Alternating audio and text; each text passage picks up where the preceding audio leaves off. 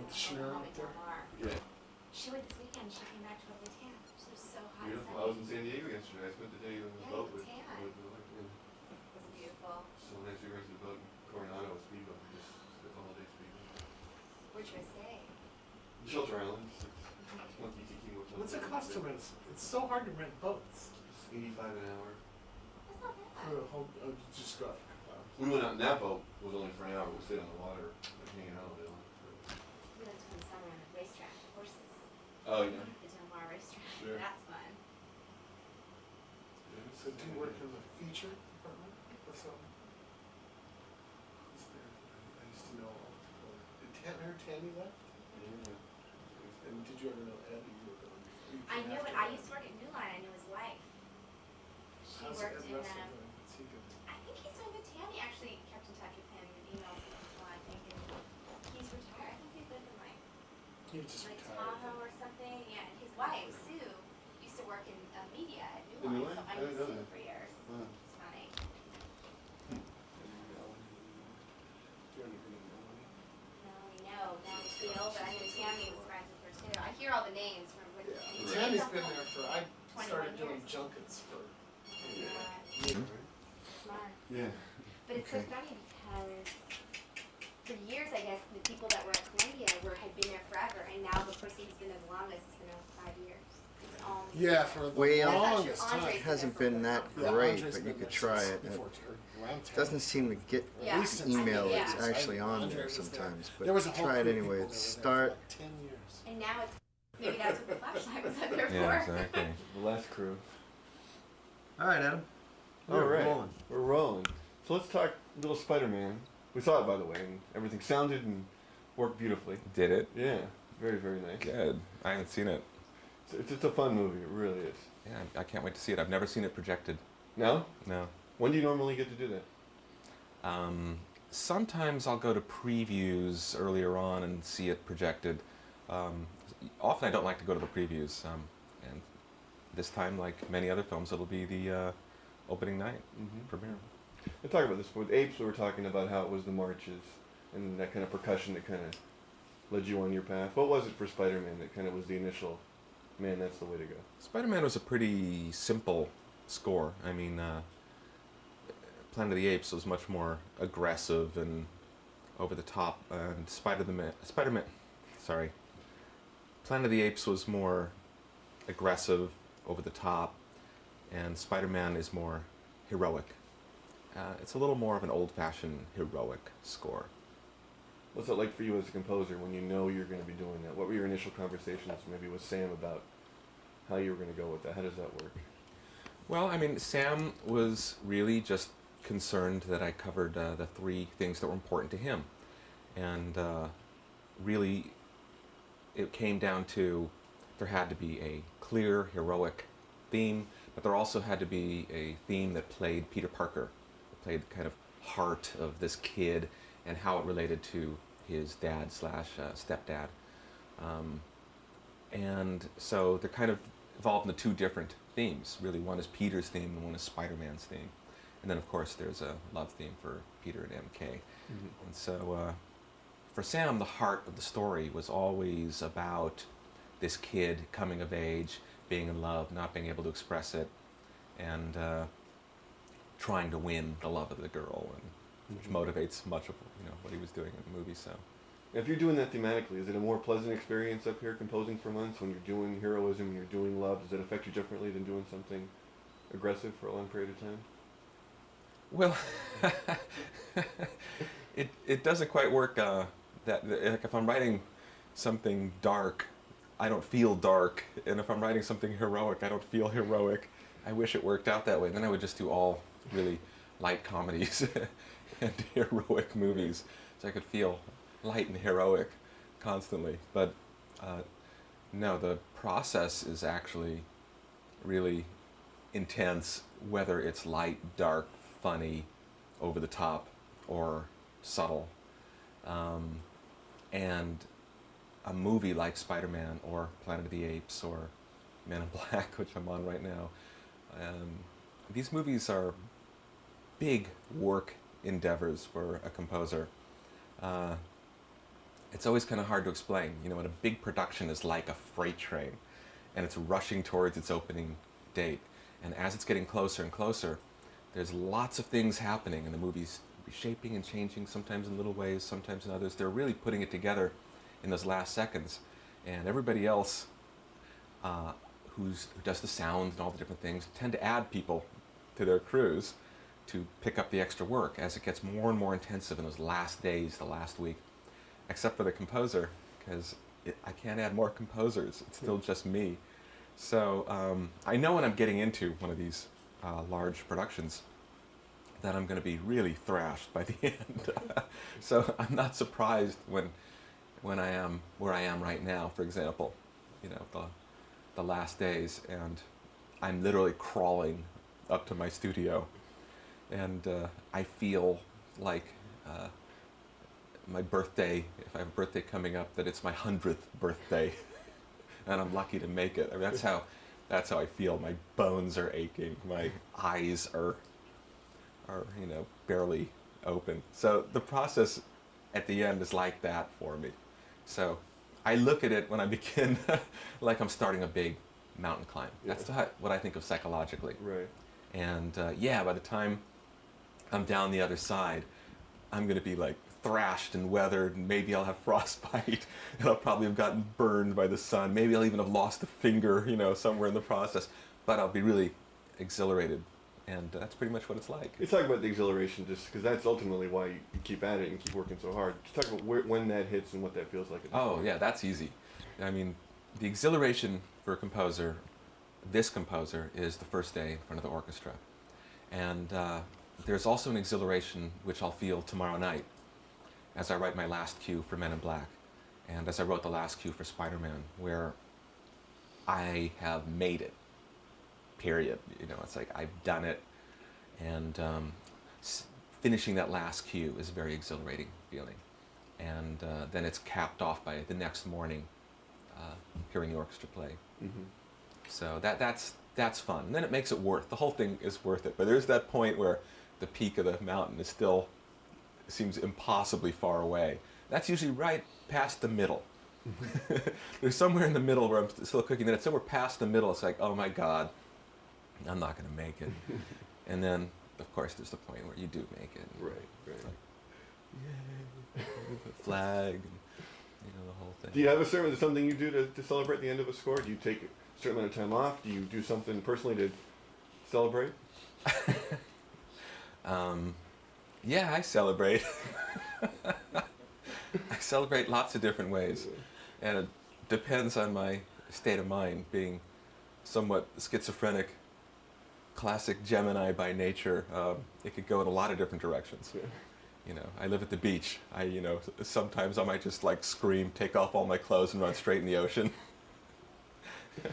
Hope that there's no riptide in the middle of the night, you know, on a moonless night. And sometimes I might just go have a nice dinner out, which is what I'm doing tomorrow, and actually have a drink, which is a luxury when I'm working, because when I'm working this hard and I get this tired, if I even had like one glass of wine, I'd be out cold. And so there's no social drinking or kind of relaxing in the normal way that people might do in the evening. So tomorrow night, I'm going to go out and I'm going to order a cocktail, and it's going to be during normal hours. You know, it's like, oh yeah, sure, I could make myself a cocktail at 3 in the morning when I finish work, but it's just not a lot of fun. In fact, it's not necessarily a good idea to get into that kind of habit. So this will be my first cocktail in I don't know how long. And, Talk some more about the actual conditioning you probably have to do to keep up the stamina. In terms of, I mean, you notice these, and is there a certain diet? What do you do to keep yourself kind of going and sustain that for a period of time? Well, when I have like a long stretch, which I did here because Spider-Man and Men in Black were on top of each other. So in fact, I've really been working solid for 5 months with only really a week off around Christmas. And that's about as tough as I've had it in a while, where the two projects actually overlapped by a week. And there was 1 week where I was really ready, seriously thinking about leaving town, catching a flight. I was checking like on the internet flights to Bolivia, and or I was looking for places where I could go very far away, where they wouldn't find me if I changed my name, maybe had plastic surgery, change my face. I start thinking thoughts like that. Go away. Treat yourself. Imagine you're an international criminal. They'll never find you. But unfortunately, I have tried that before, and Sony did find me, and they brought me back. You know, they sent their private plane, brought me back in cuffs. No, seriously. What do? I eat simple, you know. Otherwise, I'm going to get 400 pounds. Because when I work hard, I'm one of those people that thinks about food all the time. Yeah. Comfort food, you know. I mean, I could eat 7 meals a day when I'm composing if I let myself. And so I don't. So I try to get myself on a regimen, and I try to keep working out. Yeah. You know, which I need to do. You know, you got the rings above your head there, and that's a great relief for me, because there's a certain point when you're like hunched over a keyboard for 14, 15 hours a day, there's a certain point where you start becoming the shape. It forces bad posture. I know you're supposed to like sit like this, but you don't. You end up curling around the thing, and you end up like kind of like Quasimodo, because of the shape of like the piano and the hunched over shoulders. And so It's kind of like you in Forbidden Zone. I mean, yeah, exactly. So I'll get up on the rings and I'll just hang, and I'll flip around and, you know, just stretch my back out, and I can feel my vertebrae just like a rubber band just stretching out again. So that's like a big help for me. Mm-hmm. And so you haven't seen this projected. Talk about, for people that don't know, you're watching this with the director on computer screens then for a period of time? Yeah, Or how does that on a work? TV screen. You know, movies are edited on an Avid, and it's a digital system, and you're looking on a television screen. Mm-hmm. And I'm working on a television screen. So this movie, like often is the case, I've seen only on a television screen. But more importantly, on this one, this is going to be the biggest surprise than any. Yeah, this will be the biggest surprise projected more than any movie I've ever worked on, because so much of what I worked on were animated sequences. Because this movie's unique in how they put their action sequences together. And that means that they were able to do amazing things with the camera, because they really started with full animation and evolved it into this, you know, reality footage that you see. But most of what I was working on, it would be like a real movie, and suddenly it would be a pure animated sequence. Sometimes almost raw, to the point of there wouldn't even be buildings, there'd just be blocks. Mm-hmm. And there would just be a thing going by, swinging by, and you know, I could see that it is Spiderman. It's just a red figure. So I was really composing almost as if it were an animated film, knowing that it wasn't going to be an animated film. And it's very exciting to me that when I see it for the first time, it's the first time I'll see the finished effects. Mm-hmm. Because right up to the last tape I had, I still think there's about 20% of the action sequences I was working on were unfinished. And then there was like a really bizarre area where some is real and some isn't. Like, I remember this one very surrealistic scene where Toby lands on a roof, a precipice of a tall building, and he's like looking out there, and his eyes are real, but all around him is these like strange shapes of like buildings to be placed in, and his body is still somewhere between real and not real, and but with these real eyes. And I wish, of course, from my perspective, that it could be released like that. That was perfect, but of course that could never happen. But I love that. So that's still my image of the movie, though, Right. is this kind of very surreal non-reality. So I'm really dying to see what it looks like finished, not to mention projected. How exciting is that, though, to have that? Is it give you more freedom to play around when something goes back to maybe some earlier, you know, animated things you've done, or does it give you more freedom to play with it when you know it's going to be animated? You kind of take off on another. No, Sure. I mean, it's harder, because what I'm seeing is not really Mhm. what's going to be there. And so you have to use your imagination the same way it would be with an actor who is acting in front of a blue screen, which is the same thing when you're in this type of movie. Very often the actors are either relating to a character that's not there, that doesn't exist, or they're acting in front of a blue screen in the background, and it's the same as a composer. I'm composing for something that doesn't exist, but I have to pretend it's real. Right. So it doesn't make it easier. You can't let that imagination be a good thing then and take off, because it has to match up. Yeah, you have to pretend what you're saying is there, just like Right. the actor has to pretend Sure. there really is a city or a monster or a thing that they're reacting to. Mm-hmm. Mm-hmm. Everyone's always wondering. You did Forbidden Zone early on. That was your first big film type composition, correct? Big? Well, it was a feature film. It was my first feature film. Right. And it was My first time writing any kind of music for film, yeah. At that point, did you know this was going to be your career? Because the band was before it really just in its inception, or it was Mystic Nights at that point. Did you know this would be your career at that Oh point? no, not a clue. I mean, because the score was really just for the troupe. It really wasn't a band. It was a 12-piece musical theatrical troupe, and I just wrote music for the troupe like I would to fit or put into the movie. But it was a musical, really. So it's almost like I was really writing songs, and so I wrote the songs and then recorded some music so the actors could lip sync to the songs, and then I put music behind some of the scenes. But I wasn't scoring in the sense of locking right to picture in an exact way. I didn't really have the ability to do that. I was more like just writing music that I thought would fit for this 12-piece ensemble. But it led me no clue one way or the other that I would ever do real orchestral composition. Mm-hmm. What was that first what was the first spark there to make that work? Well, it wasn't a spark. It was getting hired to do Pee-wee's Big Adventure. And I told them I thought they were nuts for hiring me. Seriously. I almost tried to talk them out of it. It's been nonstop ever since, though, right? Yeah, it's been nonstop ever since. Yeah. But I thought they were nuts. Yeah. And Tim Burton knew of me through Oingo Boingo, through the band, and Paul Rubens, who was Pee Wee Herman, knew of Forbidden Zone, my brother's film, and he was a fan of that. So my name came up on both their lists, I guess, and I got a call in. But I said, "You're crazy." But I went home and I wrote a demo for them and sent it out to them and never thought again about it. Mm-hmm. And that demo became the main titles to Pee-wee's Big Adventure. Mm-hmm. Got hired. From that, through your early Boingo work, through even Spiderman now, there seems to be this real thematic element of kind of the outsider person and how that all fits in. How much of that is coincidence? How much of that is the directors you're working with? How much of that is by choice? If you know what I mean, in terms of story-wise. I mean, a lot is the directors, of course. I think I've done 9 films out of 48, 49, 50. That's a big percentage have been Tim Burton's.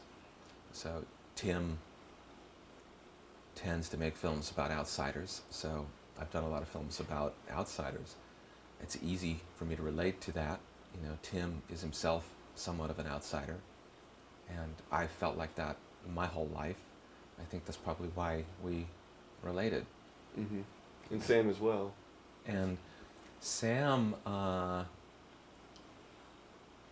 don't know if Sam is so much obsessed with outsiders, but Sam is definitely gets attracted to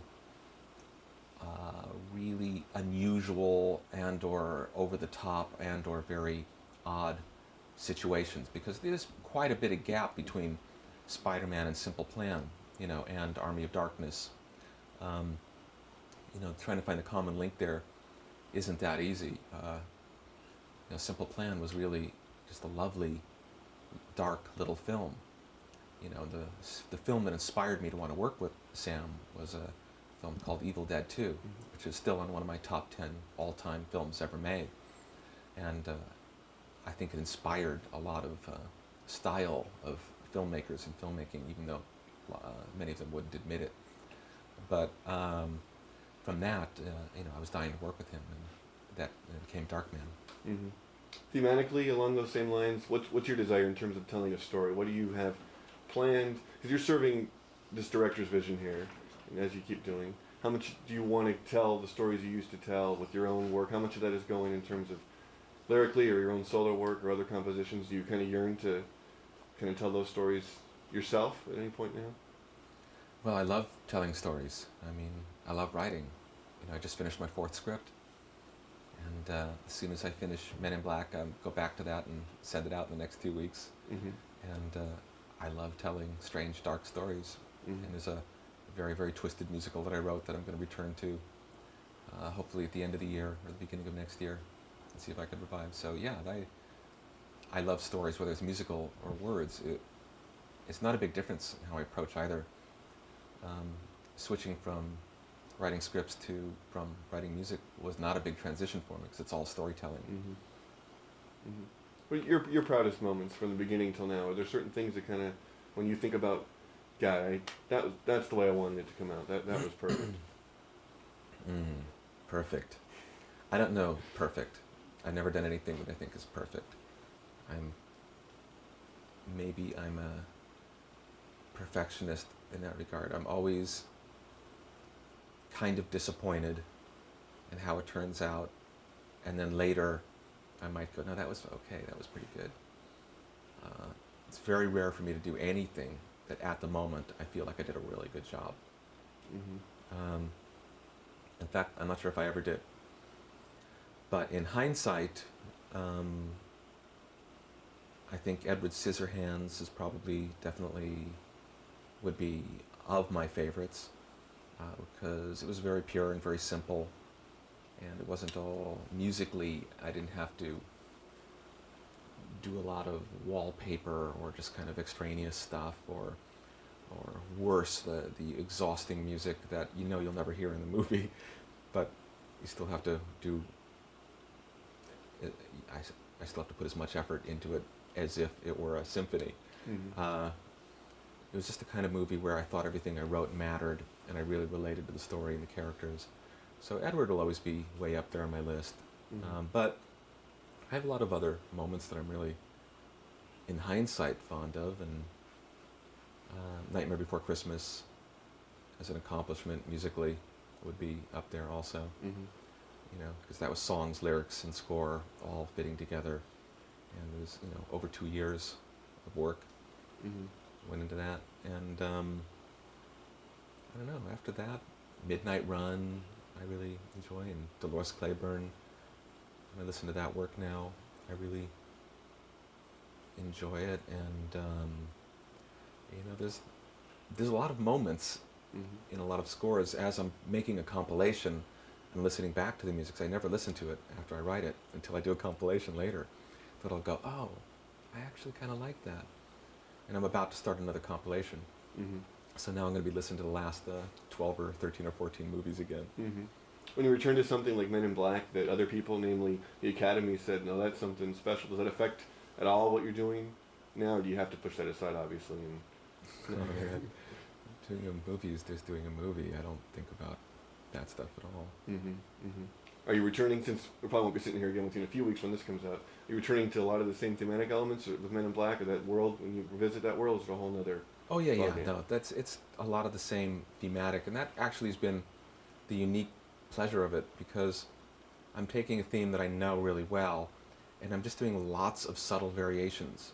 And my favorite parts of Men in Black are really just very droll, humorous moments between Will Smith and Tommy Lee Jones. I think they're really funny together. And I'm scoring many of their scenes, and it's using the Men in Black theme, but I get to use it in a kind of, to twist it and turn it and work it around their dialogue and put little pauses and then get it big and then keep it small. And that's kind of fun. Actually, it's very fun, because I love doing variations on stuff. Very often, at the end of a movie, I wish I could just take the main themes. At the end of Spider-Man, I wish I could have had 10 more scenes where I could just do variations on the Spider-Man and Peter Parker theme, and just turn them into different things and different things. At the end of Edward Scissorhands, when I finished it, I remember thinking, it was one of those rare moments where, because it was a very stress-free movie to work on, which is very rare. Out of 50, it's probably been like 4 or 5 of those. And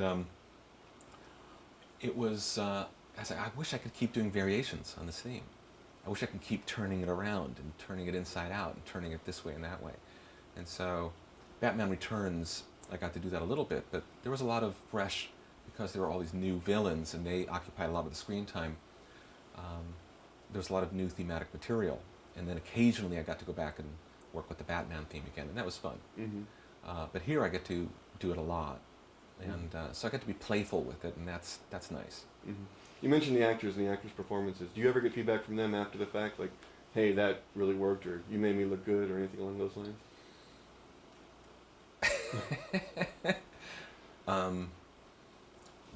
No actor has ever told me that I made them look good.